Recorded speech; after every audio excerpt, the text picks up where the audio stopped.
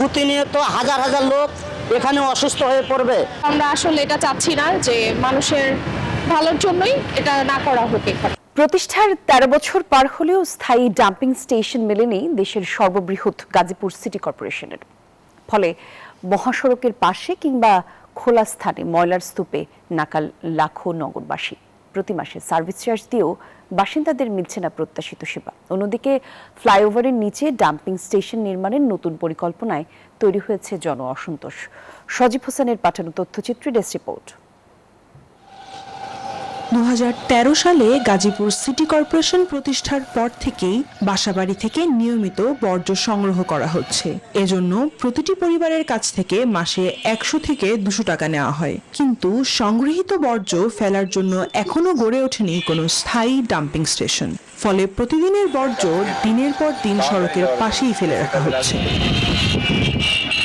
গত ২৫ জুলাই ২০২৬ ঢাকা ময়মনসিংহ মহাসড়কের টঙ্গীর চেরাগালী এলাকায় প্রস্তাবিত বর্জ্য স্থানান্তর কেন্দ্র অন্যত্র সরিয়ে নেওয়ার দাবিতে মানববন্ধন করেন স্থায়ী বাসিন্দা ও শিল্পাঞ্চলের উদ্যোক্তারা।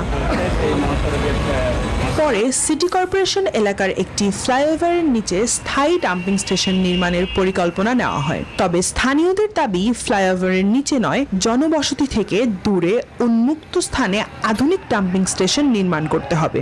বসুন্ধরা টিস্যু, অশুদ্ধতার বিরুদ্ধে এক বিন্দুও ছাড় নয়। আবাসিক এলাকার ভিতরে এরকম একটা ডাম্পিং স্টেশন এখানে করার চিন্তা ভাবনাটা খুবই আশ্চর্য। এখানে যদি ময়লা ফেলে প্রতিনিয়ত হাজার হাজার লোক এখানে অসুস্থ হয়ে পড়বে। আমরা আসলে এটা চাচ্ছি না যে মানুষের ভালোর জন্যই এটা না করা হোক। পরিবেশবিদ আনোয়ার শাহাদাত বলেন, নাগরিকদের কাছ থেকে বর্জ্য ব্যবস্থাপনার জন্য নিয়মিত অর্থ নেওয়া হলেও তারা প্রত্যাশিত সেবা পাচ্ছেন না।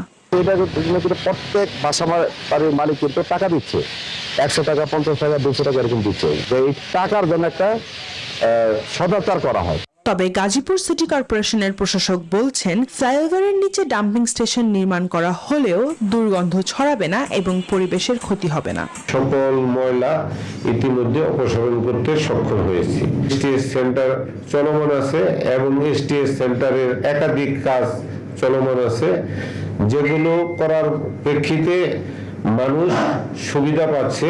বিশেষজ্ঞদের মতে একটি আধুনিক নগরীর জন্য পরিকল্পিত ও পরিবেশ বান্ধব বর্জ্য ব্যবস্থাপনা অপরিহার্য। তাই অস্থায়ী সমাধানের পরিবর্তে জনবসতি থেকে দূরে আধুনিক বর্জ্য প্রক্রিয়াকরণ কেন্দ্র গড়ে তোলাই হতে পারে দীর্ঘমেয়াদী ও টেকসই সমাধান। Desk report, news 24।